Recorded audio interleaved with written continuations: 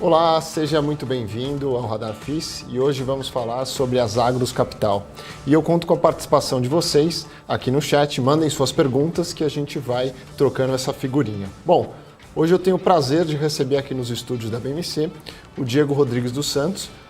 Seja muito bem-vindo, Diego. O Diego é sócio das Agros, né? E ele que toca e está à frente aí do fundo GGR Coppevi. Então eu queria agradecer primeiramente aí, Diego, pela sua disponibilidade mais uma vez e já queria, obviamente, te indagar em alguns pontos, né? Eu queria que você primeiramente, acho que sempre é bom, contar um pouco sobre o Diego e a sua trajetória no mercado imobiliário para a gente. Então, muito obrigado, Diego, e é isso. Imagina.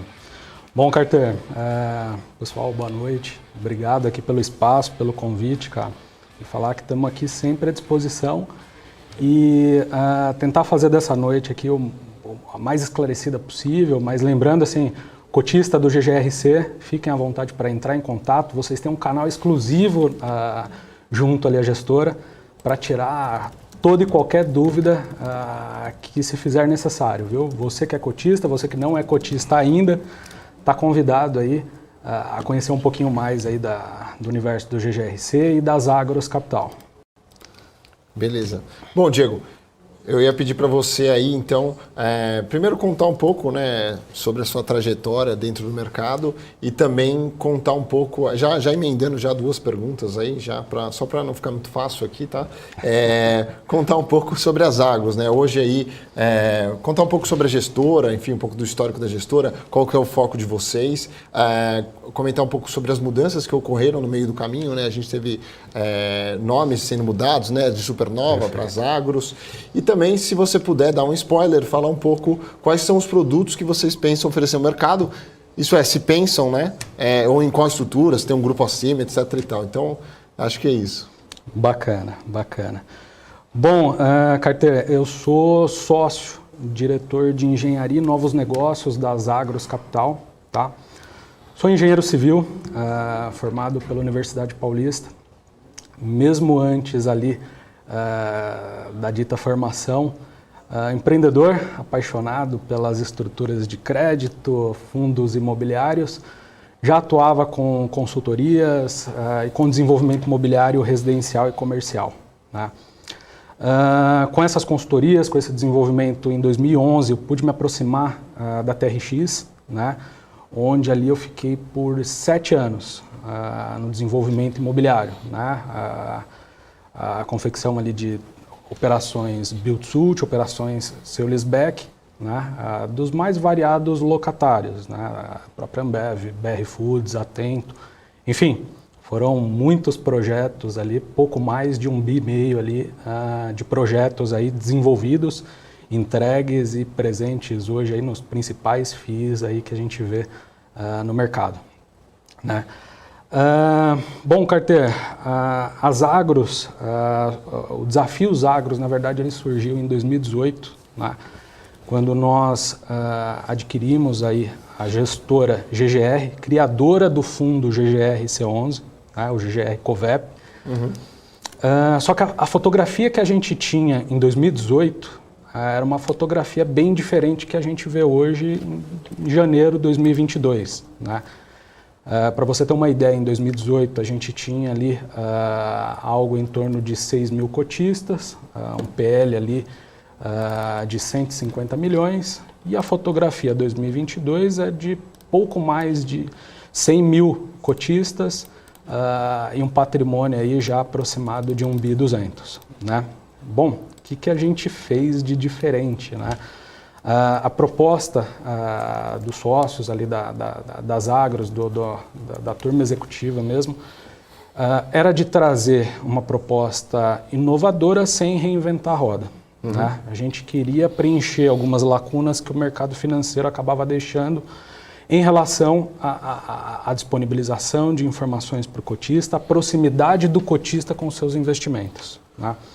Então, ali em 2018, a gente vem numa proposta de aproximar esse cotista, né? E com isso a gente traz informações sobre os imóveis, a gente divulga informações que antes o mercado não via com certa frequência, né? para possibilitar de fato essa aproximação. Outra coisa que nós fizemos, né?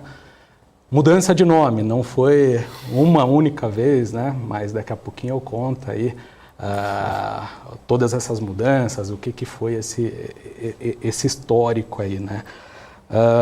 Cara, divulgação anual de laudo de avaliação, parece coisa simples, mas a gestora, as Agros entende a importância de dar essa visibilidade para o cotista e ele poder acompanhar isso na íntegra, né? Nós criamos um relatório de acompanhamento imobiliário. Nossa equipe é formada por engenheiros, né? E a cada visita, esses engenheiros emitem relatórios onde a gente traz um raio-x dos imóveis, né? Para quê?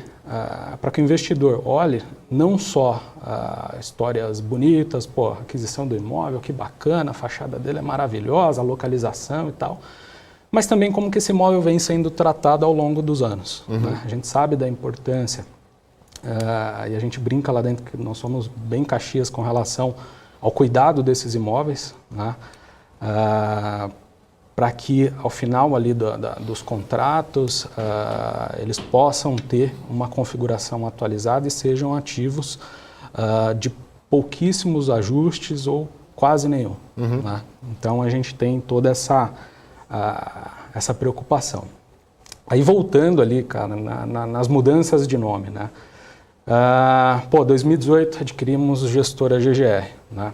Então, ali naquele momento, a gente já queria começar a trazer trabalho para o mercado, trazer informação, dar visibilidade, enfim. A gente tinha uma gestora que cuidava ali de alguns produtos um pouco diferentes, então a Horus, né, acabou juntando ali, ficando Horus, GGR. Falha nossa, a gente deveria ter sentado e feito o que a gente fez agora com essa mudança de Zagros, né, porque naquele momento a gente precisava já fazer essa troca de nome para não ter vínculo, gestoras nem nada, e foi onde surgiu a Supernova. Né? Grande problema da Supernova. Primeiro, a quantidade de empresas chamadas como Supernova, cara, isso foi uma loucura, assim, tinha desde serralheria, empresas de construção, enfim. O cara ligava lá pensando que era serralheria, é isso?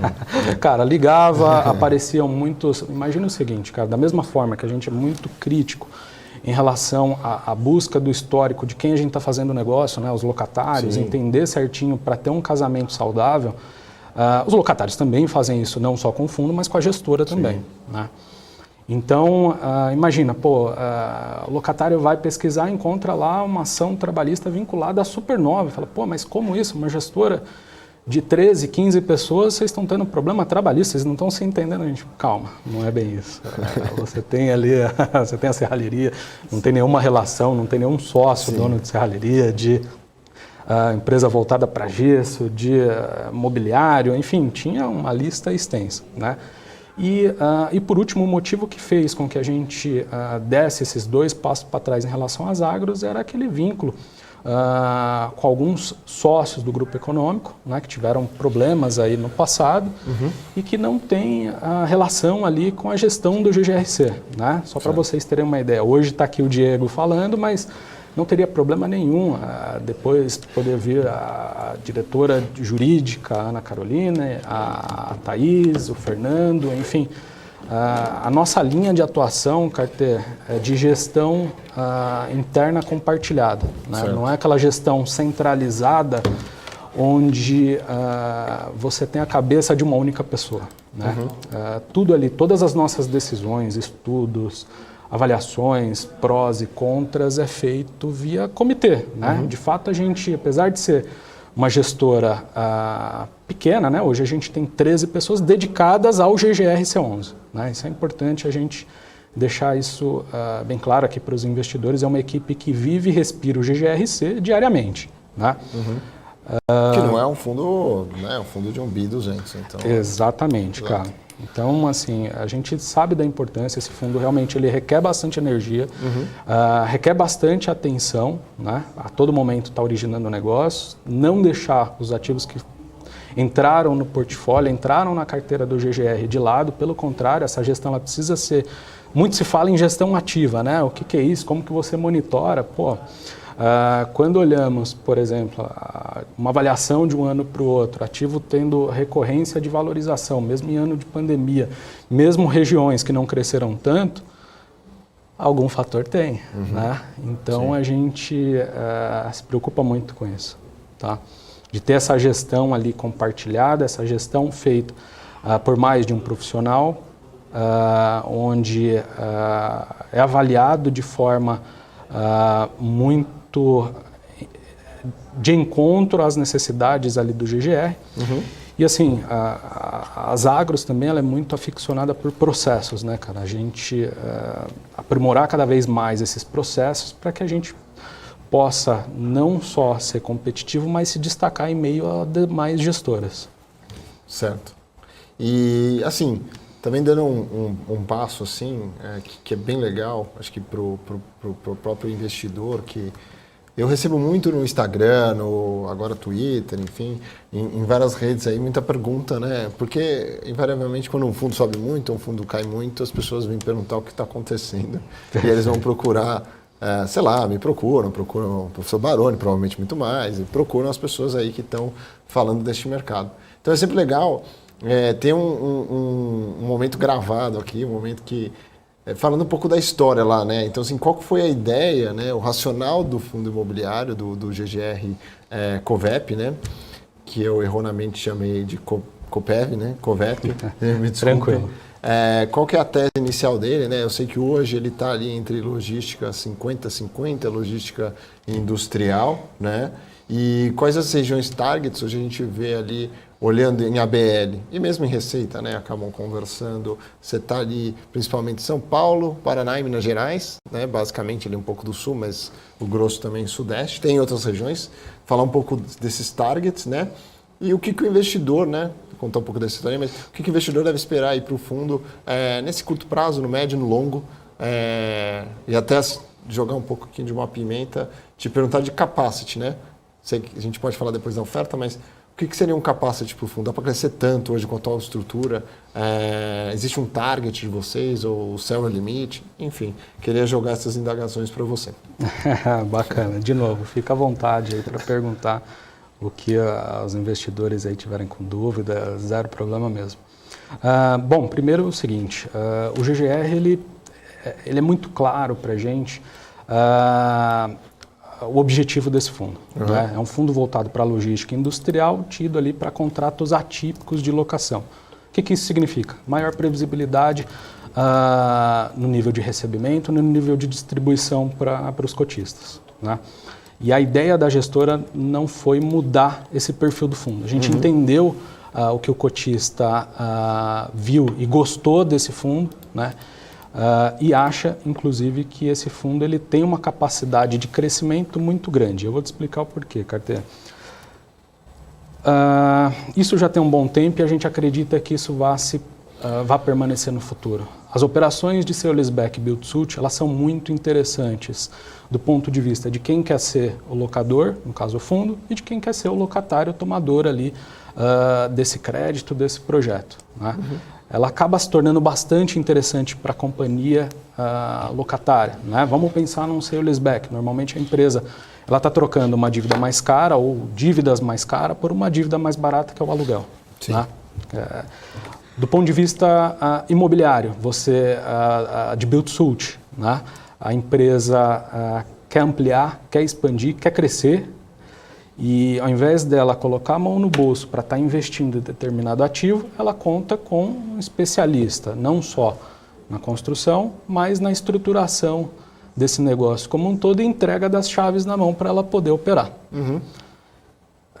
Por mais que você tenha operações hoje bastante criativas, né, dentro do mercado financeiro, aí, como os CRIs, a própria financiamentos, ali, a produção, essas operações estão se provando ao longo dos anos muito interessante para essas empresas, né? Mesmo tendo essas outras opções. A gente acredita que você tem um represamento muito grande desse tipo de operação hoje, né? Óbvio, a pandemia atrapalhou bastante, esse custo de construção explodindo ali atrapalhou bastante. Sim. Né? Mas você tem um represamento muito grande desse tipo de negócio, as empresas, as que cresceram, poxa, foram muito bem, né? Assim, a gente pôde acompanhar aí algumas empresas que estão tentando se segurar nos imóveis onde estão para crescer no momento oportuno. Porque hoje todos esses custos se refletem em custo de locação, né? Tudo se traduz nisso. Então a gente acha que o GGR ele tem uma oportunidade de crescimento muito grande. A gestora, ela se preparou para isso. De que forma? Com processos, contratando equipe especializada. A gente tem equipe ali que está, de novo, vivendo, respirando esse fundo diariamente, né? Olhando o fundo aí para que ele possa crescer da forma mais natural possível, mais tranquila possível, sem perder a mão do negócio. E quando eu digo perder a mão, é deixar o imóvel sem os cuidados necessários, sem dar atenção ao locatário. A gente, como gestor, nós não podemos nunca esquecer que a empresa que está do outro lado não é especialista imobiliário. Ela, muitas das vezes, ela é especialista em logística, em vazar água, em distribuir medicamentos, em distribuir roupas, enfim, eles não são especialistas em imóveis. E aí eles precisam contar com um especialista, e aí é onde a nossa equipe entra e faz um trabalho muito forte com esses locatários para que eles tenham de forma clara que essas manutenções elas não são benéficas só para o proprietário do imóvel, Sim. o fundo, mas também para ele que está na operação do dia a dia, numa operação de 5, 10, 15, 20 anos. Tá certo. Não, beleza. E, bom, voltando aí também, ano passado não, né? A gente já está em 2022, mas em 2020, quais que foram ali, né, os desafios que vocês sentiram? A gente começou com vários convidados já aqui, né? Obviamente você, comparado a, sei lá, escritórios, principalmente em São Paulo, você estava mais amarrada porque você tem contratos atípicos e que no pior dos casos, né, seria a própria empresa ali tendo problemas. A gente sabe que você tem um portfólio muito bem concentrado em empresas, não preciso nem falar, né, que toma funding lá fora, que tem caixa líquida, não preciso nem discorrer mais aqui, empresas que não têm problema de crédito de fato. Diferentemente de outros contratos mais especulativos, que tem escritório, etc e tal, que tiveram aí fuga, né, home office, etc e tal, muitos problemas. Então, mas conta pra gente como é que foi em 2020 os desafios da pandemia, né? Se vocês tiveram mesmo assim, mesmo com contratos atípicos, muitos pedidos de renegociação, se, enfim, teve essa demanda para isso, e como que vocês lidaram com isso, né? Qual que foi o resultado no final do dia? Perfeito. O ano de 2020 ele foi mega desafiador, né? Ainda está sendo, não tá fácil. O Covid atrapalhou bastante aí o crescimento do país, o crescimento do fundo, né? Apesar da gente ter contratos atípicos de locação, a gente está no Brasil. A gente sabe o quão complicado é você fazer operações aqui no Brasil e fazer com que essas operações sejam honradas aí até o final, né? É um desafio nosso ter contratos bem configurados e aí a gente trabalha bastante aí para mitigar o máximo de riscos possíveis, né? Em 2020, se você me perguntar, falar assim, Diego, quantos locatários te pediu algum tipo de desconto, né? Entrou em contato com a gestora para pedir algum tipo de desconto? Eu vou te responder todos, tá? Mesmo os AAAs, os locatários maiores do fundo ali, entraram em contato, né? Seja para tentar algum tipo de benefício temporário, se aproveitar ali da oportunidade, ou de fato alguém que precisava. Um cuidado que a gestora teve, cara, foi o seguinte, olha só, isso ainda em janeiro de 20, né? A gente preocupado com os reflexos que a gente estava vendo da pandemia, ainda na Ásia, já refletindo alguma coisa na Europa, a gente sentou, né, os principais executivos, sentou e tentou montar uma estratégia de como abordar isso caso chegasse no Brasil. Então nós trouxemos para a mesa os principais escritórios de advocacia do país, né, e montamos uma estratégia única de atuação caso isso viesse a respingar. Março, a gente sabe o que aconteceu, a coisa começou a complicar aqui para o Brasil. Primeiros casos, enfim, a gente estava com uma estratégia montada em um escritório parceiro já alinhado com toda essa estratégia. Então, quando começaram os pedidos ali em março mesmo, tá? Não teve grandes avanços para a gente receber ali os primeiros pedidos, independente de ter os contratos atípicos. A gente teve a missão de separar quem estava precisando de quem realmente estava buscando uma oportunidade ali pelo atual cenário. Uhum. Então, a nossa área de crédito atuou muito forte nas empresas, analisando se de fato estava tendo algum tipo de impacto ocasionado ali pelo Covid, nas atividades como um todo, daqui a pouco aquele monte de fechamento e tudo mais. E a gente pode se dizer que saímos bastante vitoriosos ali da Covid, né? Se a gente for olhar, tivemos pouquíssimas oscilações e necessidades de ajustes temporários do contrato, né? Onde a gente teve ali, um exemplo, um dos locatários do setor automotivo, nunca tinha se visto montadoras, grandes montadoras fechando suas fábricas, né? A gente entendeu, viu a necessidade de temporariamente contribuir para que esse locatário pudesse voltar firme e forte, e foi o que aconteceu, né? A gente tem ainda alguns casos, até hoje, que estamos trabalhando muito firme aí para contornar toda essa situação gerada pelo Covid, né? A gente sabe, um dos locatários ali voltado para o setor automobilístico e outro ali do setor têxtil, a Covolan, até, que os cotistas tiveram acesso aqui, e a gente vem reportando, claro, sem atrapalhar ali a estratégia jurídica. Claro. Uma coisa eu posso te garantir, Carteira, a gestora ela briga por cada centavo aqui dos cotistas do GGRC. Então, a discussão foi firme, foi dentro do jogo, foi em cima de contrato, para que a gente pudesse mostrar para o judiciário brasileiro que a gente estava sim preocupado com os cotistas, não era simplesmente pegar o contrato e falar, pô, faça-se valer a lei, que a gente sabe que é complicado aqui dentro. Sim. Mas ter tudo isso bem configurado para que numa eventual discussão a gente ficasse preparado, né? Pudesse depois cobrar tudo isso. Uhum. Então, conseguimos avançar bem, estamos hoje, pô, bem, vamos dizer assim, apesar da pandemia não ter acabado, o fundo teve pouquíssimas oscilações ali envolvendo os contratos ali de locação. Sim.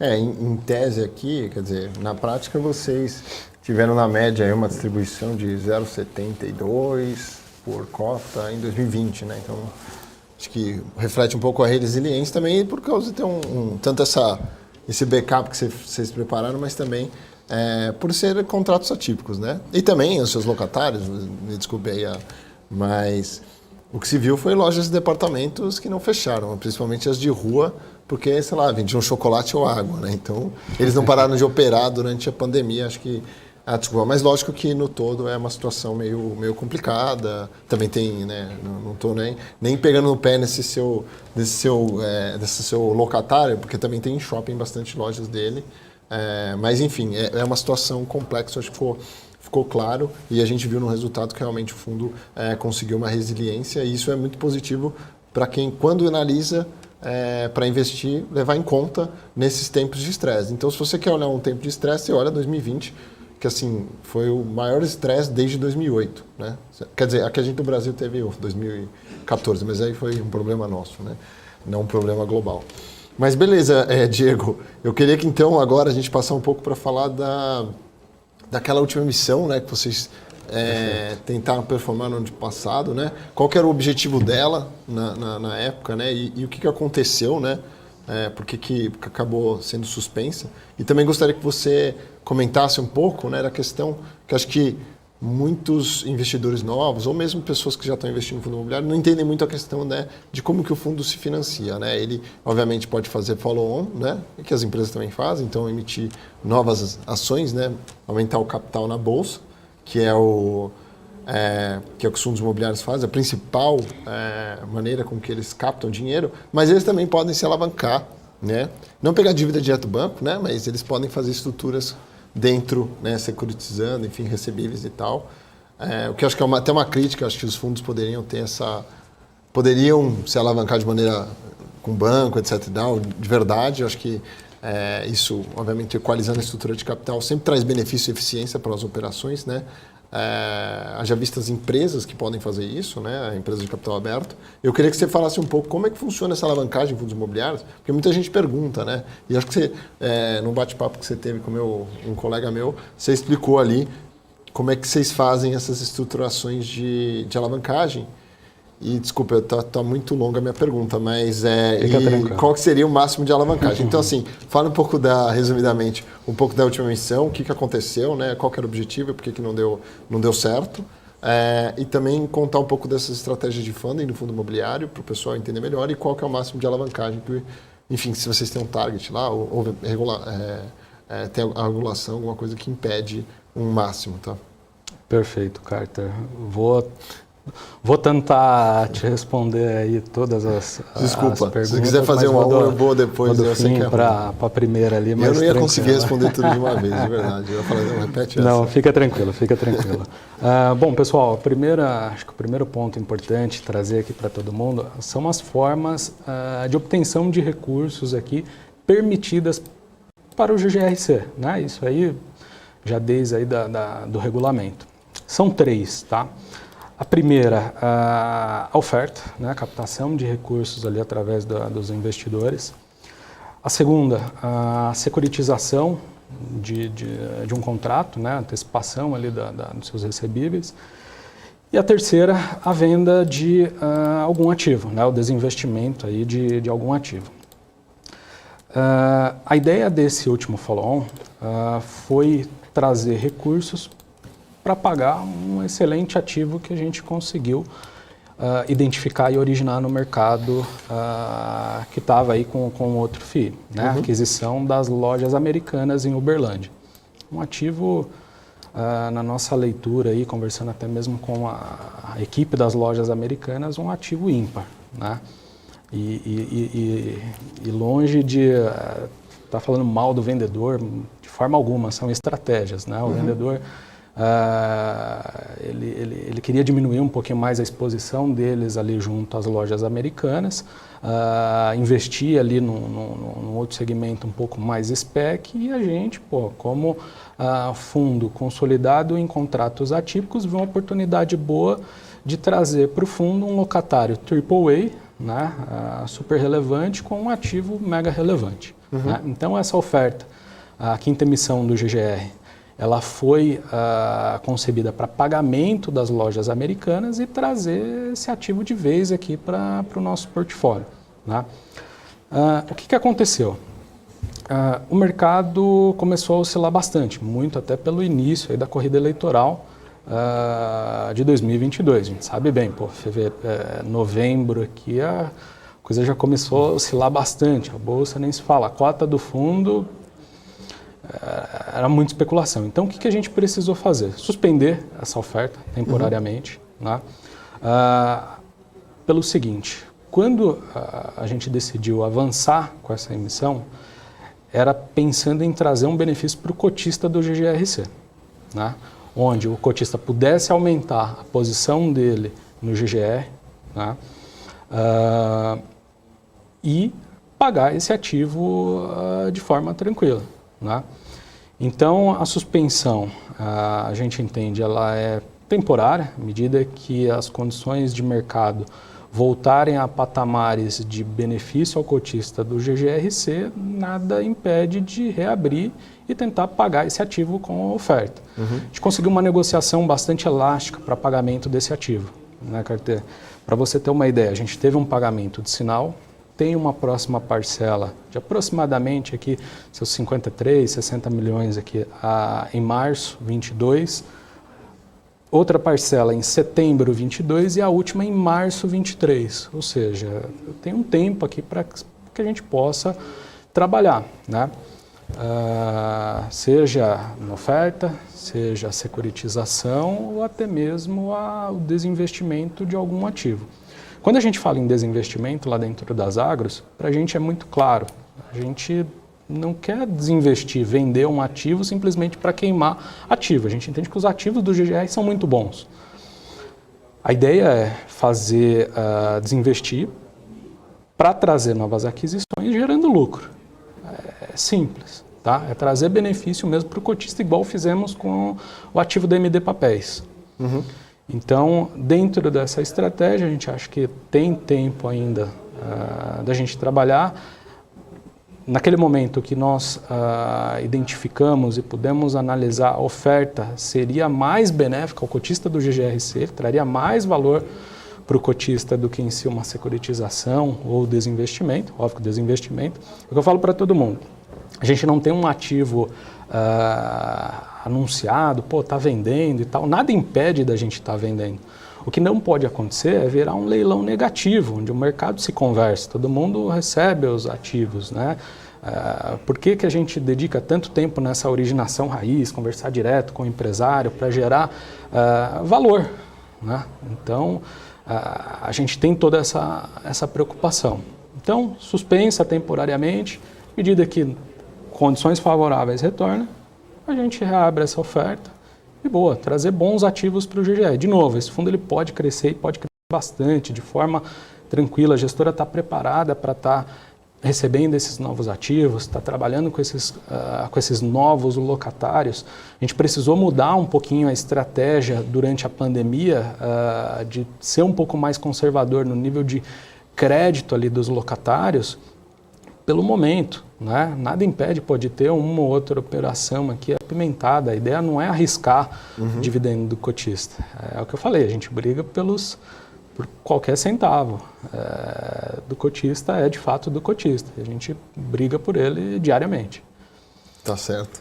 E voltando também, assim, dentro dessa emissão, né, a gente viu, e eu queria perguntar uma opinião sua, a gente sempre aqui tem essa discussão, né?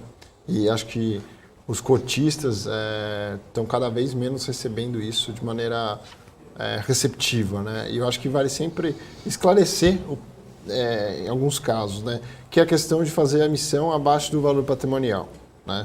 Então, essa é uma coisa que virou uma polêmica dentro dos fundos imobiliários.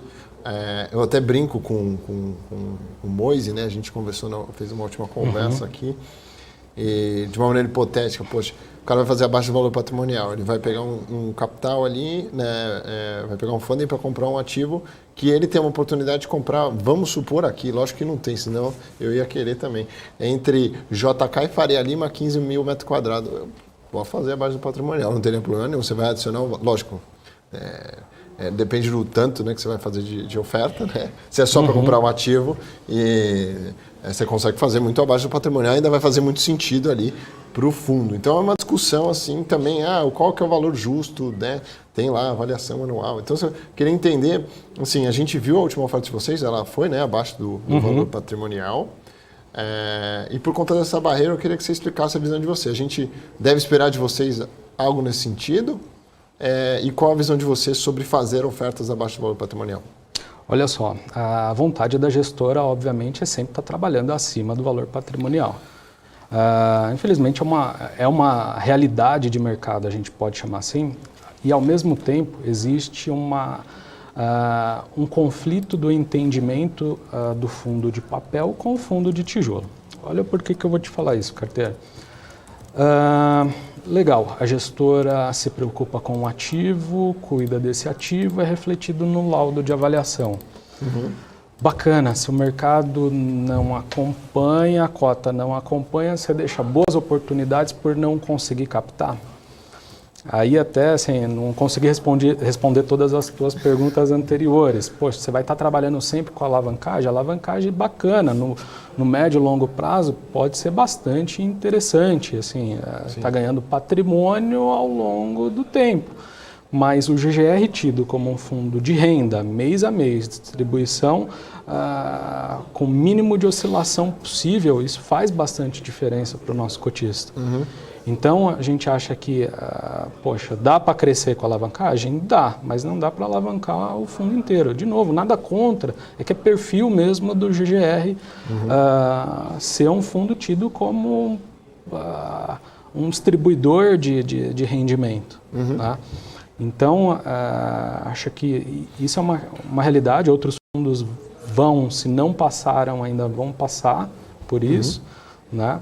onde você tem um descolamento muito grande e valorização desses ativos ao longo aí do tempo na carteira, e ao mesmo tempo não deixar essas oportunidades ficarem na mesa ou deixarem elas passarem, né? A gente sabe que cada vez mais está concorrido, as gestoras vão precisar estar gastando cada vez mais energia em originação, em trabalho firme junto aos empresários, a outros fundos, para pegar esses momentos de desinvestimento de um, reinvestimento do outro, necessidade de capital, necessidade de crescimento. Bacana, bacana. E acho que tá respondido aí, acho que é bom ter essa visão de vocês, eu concordo. Acho que não dá para extrapolar, mas acho que também não dá para perder a oportunidade. E tem muito problema de assimetria, né? Então a gente vê, você não pode chegar lá no fato relevante, falar que vai fazer uma emissão, né? E falar, não, meus ativos, né, são esses, eu vou pagar isso. Porque você também está numa concorrência, né? Você pode ter o vizinho lá também, né? Então não dá para aparecer, né? Então tem esses problemas. E eu acho que o regulador deveria sentar um pouco, falar, lógico, do fundo você não pode ficar falando do ativo que você vai comprar, porque você tem concorrência, não está vendo monopólio ali. Mas você poder dar o mais informação possível para o cara falar, não, realmente tem uma oportunidade que faz sentido isso. Enfim, eu provoco isso, né? Acho que os gestores deveriam sentar aí com o regulador e falar, olha, a gente precisa viabilizar porque tem esse burburinho aí e acho que é interessante e é transparente com o mercado, né? E é uma preocupação grande nossa mesmo, Carter, pelo seguinte, olha só, lojas americanas, por que a gente conseguiu abrir esse ativo? Poxa, a gente está com um contrato irrevogável e retratável de compra e venda com o vendedor. Uhum. Imagina você com uma proposta ali, mesmo que aceita pelo vendedor, imagina o assédio que ele começa a ter de fundos concorrentes similares ou não, mas que identificaram também essa oportunidade, você pode ter originado.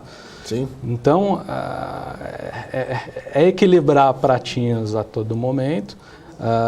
Acho que assim, uma coisa que a gente se preocupou bastante é entender a que ponto esse valor abaixo do VP, essa emissão abaixo do VP, ela ia prejudicar o rendimento do cotista, ou se seria uma redução teórica ali de patrimônio, coisa a ser recuperada em pouquíssimo tempo. Né? Sim. Quando a gente pensou nessa emissão, foi justamente para ter ganho ali de rendimento, ter um locatário com crédito bacana, alguém que mesmo em meio à pandemia estava crescendo, porque até então quem em 2021 podia fazer previsões 2022 tranquilas em relação aos locatários, aos setores, sem ver um fim da pandemia. Sim. Então a gente teve essa preocupação aqui, ela veio se provando ali certeira mês a mês com a distribuição do GGRC. Certo, certo, é isso aí. E assim, olhando como eu consigo colocar assim o GGRC dentro da indústria, né? E aí, principalmente muita gente pergunta, não só do fundo de vocês, mas quem que eu posso considerar como um peer do GGRC? Eu posso considerar, por exemplo, o XP industrial, mas o fato de ser XP industrial tem mais especulativo do que atípico, né? Tem aquele camarada no sul lá que tem o FIB, né? Mas, o cara é um ativo só na carteira ou coisa assim. Com quem que eu comparo ali? Ou com logística como um todo mesmo ou não? Essa é uma pergunta, eu vou te falar que é a mais difícil que você fez hoje, viu, Carter? Pelo seguinte, você vai ter primos próximos, né, ali do GGR, como a LZR, o próprio BTLG e tal, mas vai muito de encontro ao que eu falei no início. A gente não mudou a configuração desse fundo, né, porque a gente entendeu ali os diferenciais que ele tinha no mercado, não só em relação à gestão, mas de concepção mesmo do fundo. Uhum. E manter ele focado no logística industrial, contrato atípico. Poxa, dá para ter desenvolvimento? Dá. A gestora não pode esquecer que na outra ponta aqui você precisa estar entregando rendimento mês a mês. Então não dá para entrar naqueles desenvolvimentos que você vai ficar um ano e meio, 2 ali sem estar recebendo nada. Isso impacta diretamente o cotista do GGRC. Então, assim, você tem, poxa, aí a LZR, BTLG, a própria XP, às vezes concorre ali em alguns pontos, o próprio vendedor das lojas americanas ali, o HGLG, Então você tem alguns pontos ali de concorrência. O que a gente tenta aí fazer de diferente, vem fazendo, é trazer de uma forma mais tranquila possível, pensando aí a médio e longo prazo, são esses contratos. O GGR não está pensando em comprar hoje e vender já amanhã, de novo, a não ser que a gente consiga fazer lucro nessa operação. Mas a ideia é trazer boas operações e estar distribuindo rendimento mês a mês, com bons locatários, ativos bem escolhidos, né? A gente tem um processo bastante bem desenhado ali para a aquisição dos ativos aqui do GGRC, para que a gente não possa comprar um ativo achando que, um excelente ativo, mês seguinte começa a ter problema, o cara não consegue pagar, está quebrada a empresa. Enfim, não é esse tipo de negócio que a gente pretende trazer aqui para o GGR. Com certeza. Bom, falando em problemas, eu queria saber se teve aquele assunto, né, da Covolan, né, e se você tem algum update aí da situação e também aproveitar, se você puder, né, contextualizar para quem não está ligado, qual que foi a situação, né? Foi por conta de pandemia, tá? Que ele acabou parando de pagar lá o aluguel, que também acho que é 7% do fundo, que é acho que 0,7 por cota, né? 7 centavos por cota, né? Perfeito. Uma coisa assim. E o que você acha de perspectivas para esse cara voltar a pagar? Porque ele voltando a pagar, você também tem um incremento na renda e, enfim, isso é positivo para o fundo, para o cotista e pode ser um upside aí. Mas tem algum update? Como é que está a situação? Vou tentar não atrapalhar a estratégia jurídica. Os advogados já te ligam e falam, poxa, daqui a pouco está todo mundo na porta aqui me esperando aqui, cara. Covolan é o seguinte, carteira, ele é um locatário que sofreu bastante em meio à pandemia, né? Os clientes dele, durante um bom tempo, não conseguiam receber mercadoria. Lembrando, a Covolan ela fabrica tecido jeans, né? Então ela não vai fabricar propriamente a camisa, a calça. Ela vai entregar isso para um terceiro, e esse terceiro, seja um grande varejista, pequeno ou médio, ele vai confeccionar esse produto final aí que vai para as lojas, vai para o shopping, enfim. Esse cara ele não conseguia receber mercadoria. Logo, ele não conseguia fabricar e não conseguia faturar, pagar, enfim. A Covolan se viu num momento bastante complicado. Ela teve que enxugar tudo, né? Tudo quanto é despesa e tal, para ela se manter naquele momento, né? Olhamos bastante ali para dentro da empresa, né, para entender o que estava acontecendo com eles. Até hoje a gente não teve nenhum indicador de ruptura financeira, a empresa está mal, nada disso, mas passou por um momento complicado e infelizmente mirou ali no aluguel, e é onde a gente está batendo bastante para que isso seja regularizado, né? A gente acredita que a gente vai obter sucesso nessa cobrança, e de fato a gente vai cobrar e estamos cobrando firme. Eles, não diferente de muitos outros locatários, buscaram na justiça uma liminar, né? E aí, de novo, a gente está no Brasil, mesmo com um contrato mega configurado, super robusto, sim, né? Às vezes a gente tem algumas decisões que desencontram com o que está escrito no contrato. Um outro ponto importante é o seguinte, e aí é muito da estratégia ali do GGR e da gestora de ter esses ativos industriais, né? Eles são, na maioria das vezes, até mais importante do que os ativos logísticos. Porque vamos pensar, uma indústria, né? Se ela está mal, a última coisa que ela vai se desfazer é do principal gerador de receita dela, que é a fábrica. Ela pode sair do CDA, do B, do C, mas da fábrica dificilmente, tá? Outro ponto aqui do nosso processo de aquisição é entender se o imóvel ele é importante para o locatário, se ele está numa localização boa e se existe reposição para esse ativo. Esse ativo ele só está entre a Anhanguera e a Bandeirantes, né? Ele é servido ali praticamente direto pela rodovia Luiz de Queiroz. Para quem entende de rodovia, é tipo a JK com a Faria Lima. Exatamente. Então ele está ali no centro dessas duas rodovias, podendo atender o interior de São Paulo como a capital paulista, tranquilamente, sem ter que fazer retornos, nada disso. Ele tem acesso ali praticamente direto ali pela rodovia. Então, assim, todos os indicadores são favoráveis para que ele venha regularizar esse pagamento, né? Então, não vou entrar tanto no detalhe do que o jurídico já avançou, mas a gente vem, assim, desde de dezembro, ali, quando a gente conseguiu reverter essa liminar, né? Estamos aguardando aí período de recesso forense, enfim, para que a gente possa tomar as devidas ações ali com relação a esse locatário, né? Lembrando que numa operação atípica dessa, sale leaseback, o imóvel ele é do fundo, né? Então, não é que o imóvel é do locatário, ele tem um contrato de dívida não atrelado. O aluguel continua sendo vigente, o imóvel é do fundo e a gente vai cobrar até onde seja necessário. Tá certo. Só para avisar, o Rafael da F Invest mandou um abraço para você. Falou aí que você teve a oportunidade de trabalhar com você, um excelente profissional. E obrigado. Um abraço aí, Rafael. Rafael.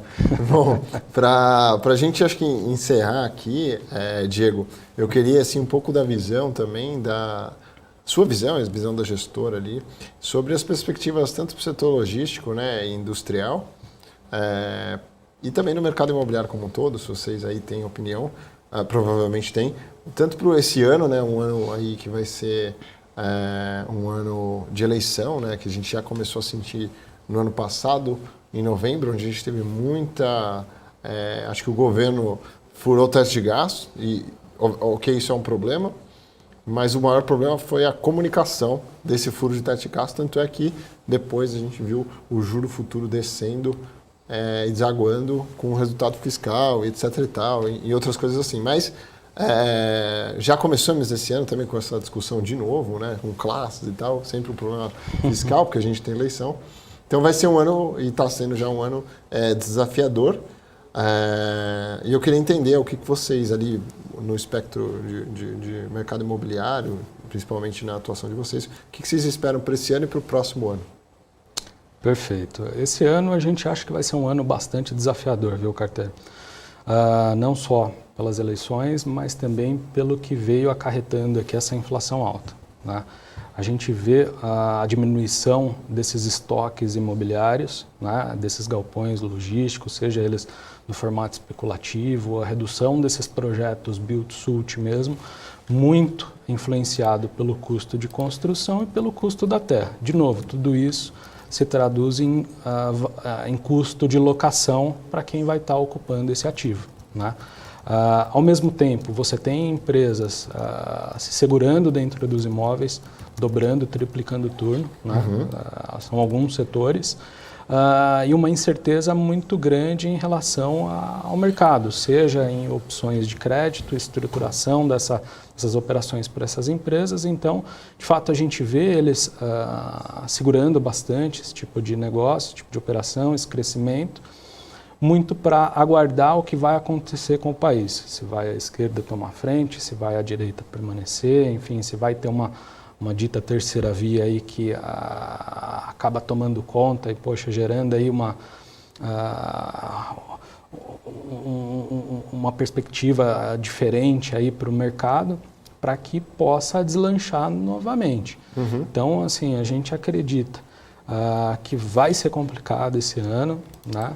Mas tende a ser superado pela necessidade ali do país e crescimento ali de diversos setores, né? É difícil a gente cravar na pedra agora e falar, poxa, 2022, 2023, está todo mundo tranquilo. É permanecer observando, analisando, tentando se antecipar, né? Acho que ainda tem bons negócios ainda rondando o mercado, algumas empresas. Uma coisa é que assim, a gente se deparou bastante ao longo aí desses anos, a gente vê muitas empresas que mesmo big companies não conhecem esse tipo de operação, né? Então é algo Build-to-suit, sale leaseback? Build-to-suit, sale leaseback. Você tem muitas empresas passando por reestruturações, passando por novas gerações assumindo aí as companhias, e a necessidade constante de obtenção de crédito para crescimento. Então, a gente acha que pode ser favorável, acho que em 2022 vamos ter algumas janelas aí de oportunidade. Difícil comparar com 2019, mesmo aí início ainda de 2020, que vinha num crescimento bastante acentuado, mas a gente acredita em algumas janelas aí de oportunidade bastante interessante. Bacana, bacana.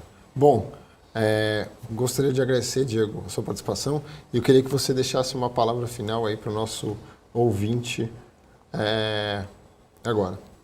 Tá joia. Carter, bom, eu é que agradeço o convite, a possibilidade aqui de estar falando aqui para o público investidor em geral. Falar que, pessoal, fiquem à vontade para entrar em contato com as Agros. As Agros criou canais de comunicação específicos e diretos para vocês, para que a gente possa responder de forma muito ágil, rápida e tenha contato com todos. De fato, tua pergunta, tua dúvida não vai ficar sem resposta. A equipe é mega comprometida com os investidores para que a gente possa tirar o máximo de dúvidas, esclarecer o máximo de dúvidas sobre o GGR, sobre a postura da gestora e se consolidar aí como uma das melhores gestoras aí do país. Obrigado. Eu vou ficando por aqui. Obrigado, Diego, pela participação. Esse foi o Radar FIS e obrigado pela audiência e até a próxima.